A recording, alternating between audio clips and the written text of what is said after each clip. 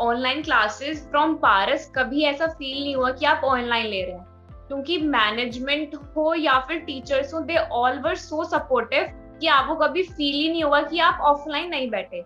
आपको अगर किसी भी टॉपिक पे कभी भी दिक्कत आती है, they are always online for you.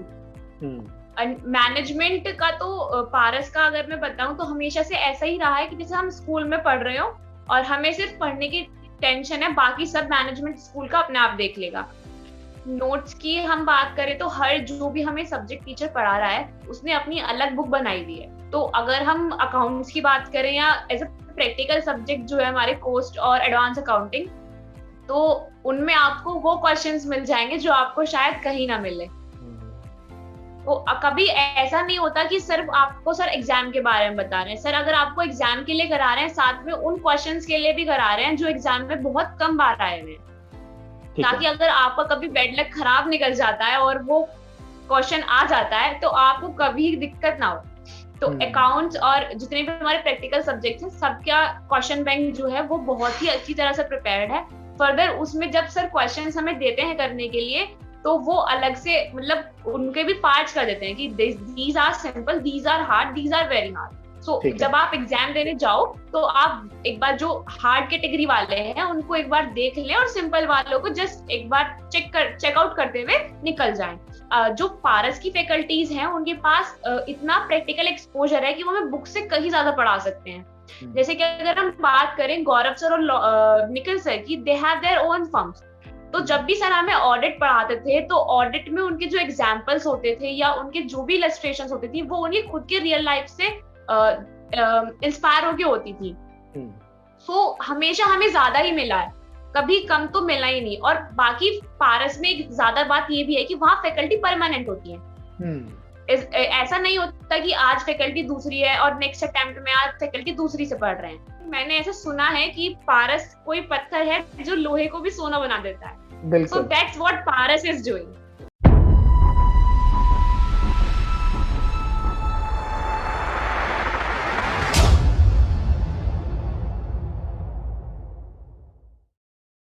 Hello everyone, I am anchor Vishal Jindal and welcome to the another episode of Paras Institute. आज पारस इंस्टीट्यूट पहुंचे हैं बुलंदशहर और हम लोग बात करने वाले हैं प्रियांशी से। प्रियांशी, आपका बहुत बहुत स्वागत है। Thank you sir. प्रियांशी, ये हमारा सेकंड इंटरव्यू है आपके साथ। पहली जो चर्चा हमारी ऑनलाइन इंटरव्यू में हुई थी तब आपके फाउंडेशन को लेकर के हमारी बातचीत हुई थी और एक नई जर्नी आपने पारस इंस्टीट्यूट के साथ शुरू करी थी और आज देखते ही देखते हम आज दूसरे इंटरव्यू पर पहुंच गए हैं। तो प्रियांशी, सबसे पहले सवाल तो यही आता है कि लॉकडाउन के बाद से अब तक, क्योंकि आप ऑनलाइन के स्टूडेंट रही हैं और आपने पहले फाउंडेशन की तैयारी करी थी, अब इंटर की तैयारी जब आपने की और आपने बहुत कमाल स्कोर भी किया, उसके बारे में भी हम लोग बात करेंगे। तो आपकी जर्नी कैसी रही ऑनलाइन क्लासेस को लेकर? सर ऑनलाइन क्लासेस फ्रॉम पारस कभी ऐसा फील नहीं हुआ कि आप ऑनलाइन ले रहे हैं, क्योंकि मैनेजमेंट हो या फिर टीचर्स हो, they all were so supportive कि आपको कभी फील ही नहीं हुआ कि आप ऑफलाइन नहीं बैठे। आपको अगर किसी भी टॉपिक पे कभी भी दिक्कत आती है, they are always online for you. Management का तो पारस का अगर मैं बताऊं तो हमेशा से ऐसा ही रहा है कि जैसे हम स्कूल में पढ़ रहे हो और हमें सिर्फ पढ़ने की टेंशन है, बाकी सब मैनेजमेंट स्कूल का अपने आप देख लेगा। So that's a very supportive support which is given by Paras only, I think. So lockdown में भी इस तरह से कोई दिक्कत नहीं आई, which books were received by Paras at the given time and lectures were given periodically. Test series was conducted as per the time schedule. So overall कोई प्रॉब्लम नहीं आई। अब बीच में कभी कभी कुछ इश्यूज आए मेंटली, सिर्फ हमें ही लेके, बाकी कभी कोई प्रॉब्लम नहीं आई। क्या बात है। तो आपने ये डिसीजन कैसे लिया, ये बोथ ग्रुप वाला? सबसे पहले तो प्रियांशी, मैं ये चाहता हूँ कि आप अपने स्कोर मुंह जुबानी अपने बता दीजिए, क्योंकि बहुत बड़ा कमाल आपने स्कोर किया है। तो डिटेल्ड आपके कौन से सब्जेक्ट में कैसे नंबर रहे, please. I have cleared my CA intermediate both group in the first attempt itself with 434 marks out of 800 with exemption in 3 subjects, that is accounting, corporate and other laws and cost accounting. क्या बात है। तो प्रियांशी, ये दोनों group सोचना बड़ा tough होता है और हमारी पहली चर्चाएं मुझे याद है कि हम लोग इस बारे में बात करते थे कि सीए कोर्स मुश्किल है, आसान है, आपने बोथ ग्रुप का डिसीजन लिया। पहली बात तो ये मोटिवेशन कहाँ से मिली कि मुझे बोथ ग्रुप ले जाना? सर जैसे ही मैंने फाउंडेशन के एग्जाम दिए, I contacted my uncle who is my guider for the whole journey. So उन्होंने मुझे दोनों बताए कि आप फाउंडेशन कर सकते, आप इंटर के सिंगल ग्रुप भी दे सकते हो और बोथ ग्रुप भी दे सकते हो। डिपेंड्स अपॉन योर कैपेबिलिटी कि आप कितने मेंटली प्रिपेयर हो प्रैक्टिस के लिए। ठीक है। देन हाफ वहीं से डिसाइड हो गया था कि let's try both group. Then I contacted Paras कि क्या रिव्यूज हैं कि सिंगल ग्रुप के ज्यादा चांसेस हैं या बोथ ग्रुप के ज्यादा चांसेस हैं। तो गौरव सर ने भी जैसे बहुत सारी वेबिनार्स कंडक्ट की हुई थी, तो उन्होंने दोनों बताया कि सिंगल ग्रुप में आपका ये ज्यादा होता है कि आप कम पढ़ेंगे, मेंटल प्रेशर आपके पास कम रहेगा। लेकिन जब आप बोथ ग्रुप पढ़ेंगे तो आपकी एक तो कोर्स इंटीग्रेशन में आपको फायदा मिलेगा, और दूसरा अगर आप मेंटली प्रिपेयर हैं कि आप मेहनत कर सकते हैं और आप मेहनत करना चाहते हैं, तो आप दोनों ग्रुप इजीली क्लियर कर पाएंगे। सो आई थिंक तभी से मैंने डिसाइड किया कि बोथ ग्रुप ही देते हैं।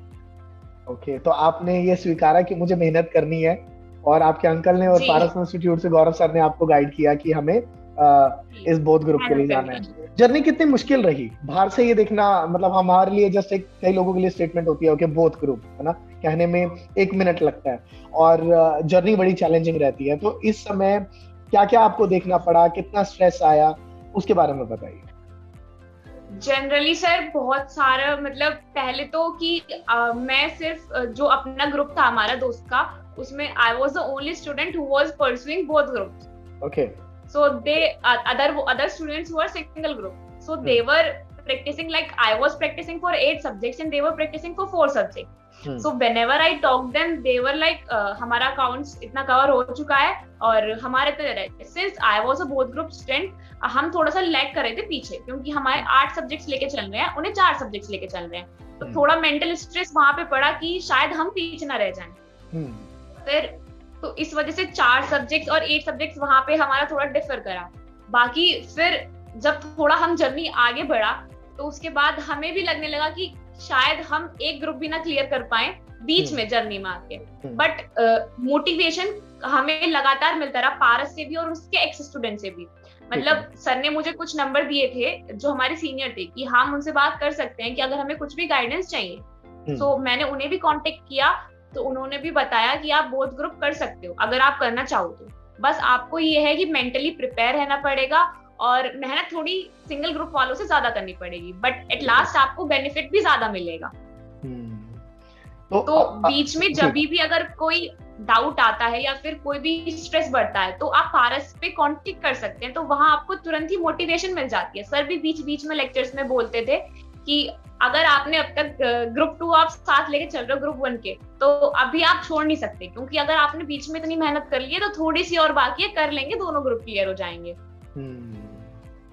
तो ये रहा कि कभी हौसला टूटा तो फिर से मोटिवेशन मिल गई और आपने देन एक्सेप्शन भी आई, और उसमें क्या बात है। अच्छा, आप मुझे ना डिटेल बताइए कि लाइक जैसे आपको कौन सा सब्जेक्ट कौन से टीचर ने पढ़ाया और उसको लेकर के क्या क्या प्रिपरेशन होती थी, सब्जेक्ट वाइज में जानना चाहता हूँ। अकाउंट्स हमें सुरेंद्र सर ने पढ़ाया, कोस्ट भी हमें सुरेंद्र सर ने पढ़ाया, लॉ, ऑडिट और EIS/SM हमें गौरव सर ने पढ़ाए, टैक्स हमारा निखिल सर ने पढ़ाया, and FM was partially done by Vivek sir and partially by Nikhil sir. ठीक है। और advance accounting was again done by Surendra sir. Okay, so जब आपको पढ़ाया जा रहा था, आपकी इंटरमीडिएट की तैयारी चल रही थी, तो क्या क्या स्ट्रेटेजीज अपनाई जाती थी? क्योंकि मैं ये मानता हूँ कि कहाँ एक बच्चे को 4 सब्जेक्ट करने हैं और कहाँ आज, तो आपकी टाइम मैनेजमेंट का बहुत बड़ा रोल हो जाता है ना। इट्स अबाउट कि आप कितना क्विक हो, आपकी प्रिपरेशन कितनी है। तो सबसे ज्यादा डर इसी बात का होता है, सबसे ज्यादा स्ट्रेस इसी बात का होता है, time management plus smart strategies क्या थी पारस इंस्टीट्यूट की? सो आई थिंक थैंक्स टू पारस मुझे ये सब बिल्कुल रेडीमेड मिला, क्योंकि पारस का जो मैनेजमेंट है वो आपको टाइम मैनेजमेंट पर पहले ही लेक्चर्स दे देता है कि आपको अपना टाइम कैसे कैसे मैनेज करना है। They have proper schedule for us. Okay, तो टाइम तो और स्ट्रेटेजी की जहां तक बात आती है कौन सा सब्जेक्ट कब लेके चलना है, तो हमें रेगुलर लेक्चर्स मिलते थे। ऐसा नहीं होता था कि सारे लेक्चर्स एक साथ दे दिए और फिर आप अपने आप देखते रहो। हमें लेक्चर्स अकॉर्डिंग टू सब्जेक्ट्स की, अभी 2 ग्रुप 1 के चल रहे हैं सब्जेक्ट्स, 2 ग्रुप 2 के चल रहे हैं, सो उन्हें पता था कि कौन सा सब्जेक्ट आप किसके साथ ले जा सकते हैं, तो उसमें कभी प्रॉब्लम नहीं आई कि हमें ये देखना पड़ रहा है कि हमें ये वाला इसके साथ लेना है या ये वाला सब्जेक्ट इसके साथ लेना है, क्योंकि वो पारस ऑलरेडी हमारे लिए करके दे रहा था। ठीक है। टाइम मैनेजमेंट में भी पारस हमें लेक्चर्स प्रोवाइड करता था, फिर हमें होमवर्क के लिए टाइम दिया जाता था कि हमें होमवर्क करना है, और फिर हमें टेस्ट के लिए भी टाइम दिया जाता था कि एक हफ्ते पहले आपको पता चल जाता है कि टाइम अब आपका टेस्ट होने वाला है। सो टाइम मैनेजमेंट का भी कभी प्रॉब्लम नहीं हुआ, all thanks to Paras management. Okay, so test series की जब हम लोग बात करते हैं तो बोथ ग्रुप की जब बात चल रही है तो कितने यूटीज एफटीज आपके टोटल मिला करके हो जाते हैं? सर सिंगल क्लास टेस्ट की हम बात करें तो जितने चैप्टर्स होते हैं सबके सिंगल टेस्ट होते हैं। उसके बाद जब आपका पूरा सिलेबस हो जाता है तो there are 2 UTs of each subject and single FT that is permanent, कि वो तो होना ही होना है, and if time allows there is another FT which you can give too. ओके, तो कुल मिलाकर के टोटल आपके कितने हुए यूटीएफटी? I think 16 UTs, 8 FTs, and subject wise, each chapter wise there was a test. Okay. More than 50s there will in overall. Okay. So online classes में आपको एक यूनिकनेस क्या लगी? क्योंकि आपने ऑब्वियसली फाउंडेशन की तैयारी भी करी थी, आप ऑनलाइन के स्टूडेंट थे जब आपने नया पारस इंस्टीट्यूट को ज्वाइन करा। सेम टाइम एक यूनिकनेस हमें समझ आती है कि चलो वो एक हमारे बेस की तैयारी थी, हमने तब फाउंडेशन क्लियर करा, अब इंटरमीडिएट आ गया, अब हम लोग बिल्कुल एक फर्दर बड़ा स्टेप ले चुके हैं, और वो भी फिर बोथ ग्रुप के साथ। तो यूनिकनेस क्या लगी आपको? और अच्छा एक चीज और मुझे बताइए इसके साथ साथ कि कई बार क्या होता है ना कि फाउंडेशन में कोई भी इंस्टीट्यूट है ना बहुत ज्यादा जोर लगा देता है कि भाई एडमिशंस भी होते हैं, सारी चीजें होती हैं। ये मैं आपसे ये जानना चाह रहा हूँ कि कितने एड ऑन थे एफर्ट्स में इंटरमीडिएट की तैयारी में? सर एफर्ट्स में आई थिंक कभी कमी तो हुई नहीं, अगर आप वो हमें पढ़ाने की बात कर रहे हैं या हमारे लिए बेटर फैसिलिटीज अवेलेबल कराने की बात कर रहे हैं, कभी कमी तो हुई नहीं। फाउंडेशन से ज्यादा ही हुए होंगे एफर्ट्स, क्योंकि since it was intermediate it was a turning point for everyone who is preparing for CA. और यूनिकनेस की अगर हम बात करें तो जनरली क्या होता है, जितने भी कोचिंग इंस्टीट्यूट हैं जो सीए की कोचिंग हमें दे रहे हैं, अगर उनकी ऑनलाइन क्लासेस हैं सो उनका पेन ड्राइव दिया जाता है कि आपको पेन ड्राइव दे दिया, you have this limited watching time and you have the period validity, आपको इसमें देखना है और there will be no feedback generation from you. But Paras में हमें क्या होता था कि हमारा ग्रुप पे डेली शेड्यूल आता था कि आपको आज ये लेक्चर देखना है और इतना इतना टाइमिंग है इसका। उसके बाद फिर वो ऐप पे आते थे लेक्चर्स, हमें ऐप पे देखने थे, हमें जितनी परमिशन मिलती थी हमें उस लिमिटेड टाइम में ही अपना करना होता था। तो हमारा कभी ऐसे नहीं हुआ कि आज मन नहीं है तो आज नहीं देख रहे कल देख लेंगे, तो कभी ऐसा पोस्टपोन नहीं हुआ। ठीक है, तो वहाँ यूनिकनेस आ जाती है। दूसरा क्लासेस बहुत इंटरेक्टिव होती हैं। अगर सामने बच्चे हैं तो इंटरेक्टिव उनसे भी होती है, क्योंकि उनके पास भी माइक होता है, आप उनके क्वेश्चन भी सुन सकते हैं, तो आपको कभी नहीं लगता कि आप उनमें से कोई और है। ओके, सो प्रियांशी मैं जानना चाहूंगा कि पारस इंस्टीट्यूट की इंटरमीडिएट के जो नोट्स हैं वो कैसे हैं? नोट्स की हम बात करें तो हर जो भी हमें सब्जेक्ट टीचर पढ़ा रहा है उसने अपनी अलग बुक बनाई हुई है। तो अगर हम अकाउंट्स की बात करें या एज अ प्रैक्टिकल सब्जेक्ट जो है हमारे कोस्ट और एडवांस अकाउंटिंग, तो उनमें आपको वो क्वेश्चंस मिल जाएंगे जो आपको शायद कहीं ना मिले। तो कभी ऐसा नहीं होता कि सिर्फ आपको सर एग्जाम के बारे में बता रहे हैं। सर अगर आपको एग्जाम के लिए करा रहे हैं साथ में उन क्वेश्चंस के लिए भी करा रहे हैं जो एग्जाम में बहुत कम बार आए हुए हैं, ताकि अगर आपका कभी बैड लक खराब निकल जाता है और वो क्वेश्चन आ जाता है तो आपको कभी दिक्कत ना हो। तो अकाउंट्स और जितने भी हमारे प्रैक्टिकल सब्जेक्ट्स हैं सबका क्वेश्चन बैंक जो है वो बहुत ही अच्छी तरह से प्रिपेयर्ड है। फर्दर उसमें जब सर क्वेश्चंस हमें देते हैं करने के लिए तो वो अलग से मतलब उनके भी पार्ट्स कर देते हैं कि these are simple, these are hard, these are very hard. So जब आप एग्जाम देने जाओ तो आप एक बार जो हार्ड कैटेगरी वाले हैं उनको एक बार देख लें और सिंपल वालों को जस्ट एक बार चेकआउट करते हुए निकल जाएं। ज्यादा आपको टाइम प्रिपरेशन के लिए नहीं लगे।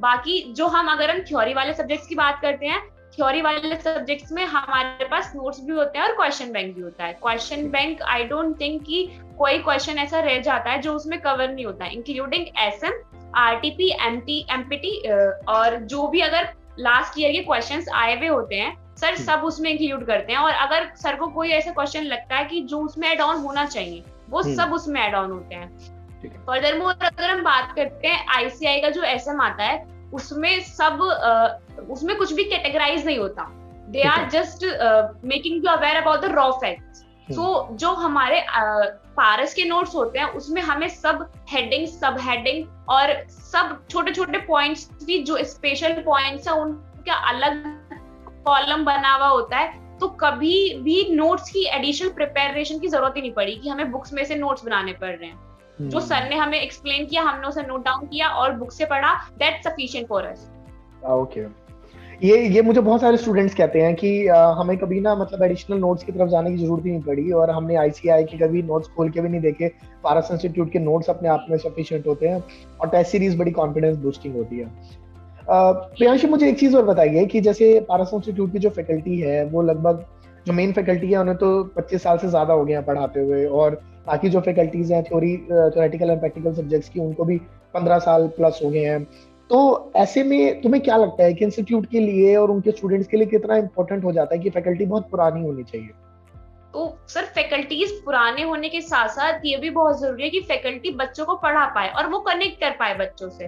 तो जो पारस की फैकल्टीज हैं उनके पास इतना प्रैक्टिकल एक्सपोजर है कि वो हमें बुक से कहीं ज्यादा पढ़ा सकते हैं। जैसे कि अगर हम बात करें गौरव सर और निखिल सर की, they have their own firms.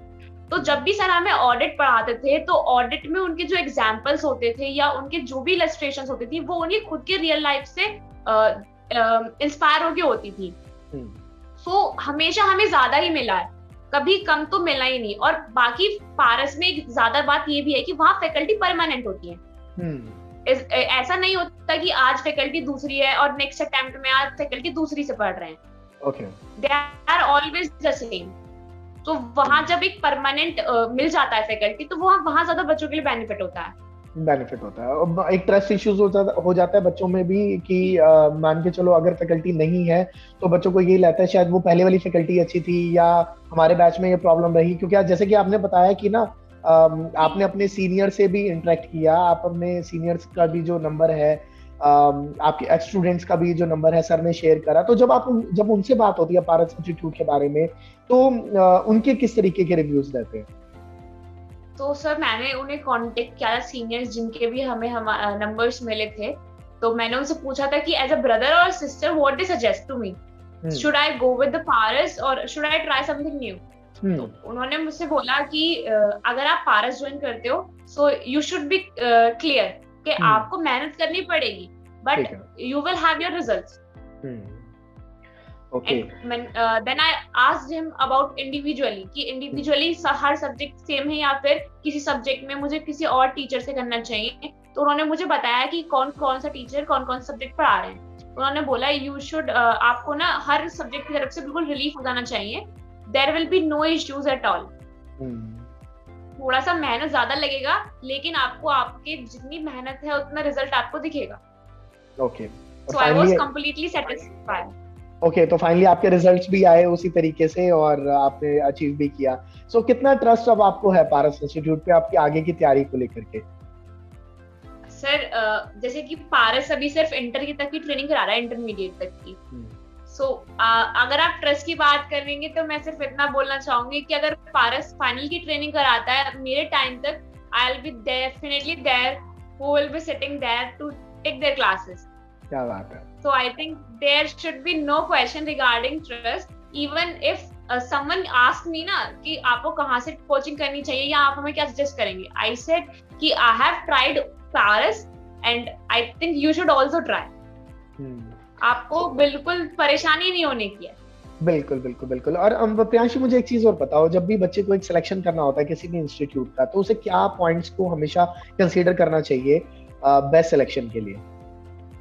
Sir इसके लिए हमें टिप्स भी दी गई थी पारस से कि अगर आपको कभी भी कोई सिलेक्शन करना है किसी इंस्टीट्यूट का, पहले तो आप उनका रिजल्ट देखें जो वो डाले, मतलब वेबसाइट पे उनके होता है या फिर व्हाट दे से और उसके बाद you should always have the evidences कि रिजल्ट इतना ही रहा है। और if they are giving that this is the topper of our institute, you should ask him the person who they are saying कि आपने क्या उनसे ली भी थी या कोई से सब्जेक्ट की ली थी, बिकॉज देयर आर चांसेस कि उन्होंने सिंगल सब्जेक्ट वहां से लिया और सिंगल सब्जेक्ट किसी और इंस्टीट्यूट से लिया हो। बिल्कुल। And they are saying that they are the student of that particular institute. तो हमेशा प्रूफ लो, और उसके बाद भी कभी कभी ऐसा होता है कि आपको सूट कर रही है, आपके लिए वो सुटेबल है, लेकिन दूसरे के लिए शायद वो सुटेबल ना हो, तो always have demo lectures. Even जब मैंने बिगिनिंग की थी अपने इंटरमीडिएट की और फाउंडेशन जैसी मैं दे के आई थी एग्जाम्स, मैंने सर्च करना शुरू कर दिया था कि इंटरमीडिएट में कहाँ से करूं, बिकॉज जब हम एग्जाम देने गए फाउंडेशन का, there were lot of students and they were literally talking about very high institutes, like those who were in top 5. Okay. So I was like ki Paras was not that famous at that time, so I was like कि हम भी एक बार ऊंची दुकानें try करते हैं। ठीक है। So अब मैंने I think literally 10 to 20 institutes के डेमो लेक्चर्स देखे between December and January. So मैंने 10-20 institutes के देखे, and मैंने पापा से बोला था कि जिसका अच्छा लगेगा मैं उसका लूंगी, बट आई डोंट नो कि मुझे कहाँ प्रॉब्लम आई बाकी इंस्टीट्यूट के लेक्चर्स में। बट जब पापा ने पूछा जनवरी के एंड में कि कहाँ से करना है, आई वाज थिंकिंग कि पारस से कर लेते हैं, मुझे और कोई अच्छा लगा नहीं। या तो शायद टीचर से कनेक्ट इतना अच्छा हो गया पारस से कि आगे और किसी टीचर का समझ ही नहीं आया। तो फिर भी मैंने सिर्फ पारस ही चूज किया। So I am the student who has viewed demo lectures of many institutes, even the top faculties जो मार्केट में जिनका नाम होता है ना, तो I have tried that also, but I think I have not got that satisfaction which I have got from Paras. Okay, that's cool. So एक चीज जो आप सभी उन स्टूडेंट्स को बोलना चाहेंगे जो पारस इंस्टीट्यूट को ज्वाइन करना चाहते हैं, जो सीए की दुनिया में अपना कदम रखना चाहते हैं, तो उनको आप क्या मैसेज देना चाहेंगे?